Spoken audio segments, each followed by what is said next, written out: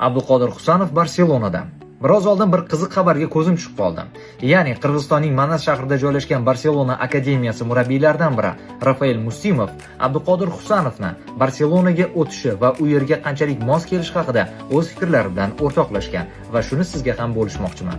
Abduqodir Husanov katalon futboliga juda ham mos tushadi. Unda Pep Gvardiola himoyachilarida qadrlaydigan sifatlar bor. Tezlik, jismoniy kuch, agressivlik, futbol intellekti va o'rganishga moyillik.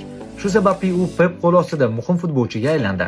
Gvardiola uning kuchli tomonlarini yaxshi tushunadi va ularni o'z o'yin modelida qanday ishlatishni biladi. Josep Gvardiola va umuman Barselona modeli uchun himoyachi o'yinni chuqur tushunish kerak. Hujum rivojlanishini oldindan ko'ra bilishi, to'g'ri pozitsiya tanlash va bosim ostida qaror qabul qilishi muhim. Agar Pep Abduqodir Husanovni aqlli va tez o'rganadigan futbolchi desa, demak u unda o'z tizimiga moslab rivojlantirish mumkin bo'lgan o'yinchini ko'ryapti. Shunday ekan Abduqodir Kataloniya klubiga ham bemalol moslasha olgan bo'lardi. Barselona akademiyasi murabbiylaridan biri Rafael Musimov aynan mana shu fikrlarni Abduqodir Husanov haqida aytib o'tgan. Manchester City osonlikcha Abduqodir Husanovni qo'yib yubormasligi aniq. Lekin shunchaki tasavvur qilib ko'raylik. Abduqodir Barselonada. U sizningcha jamoaga mos kelgan bo'larmidi?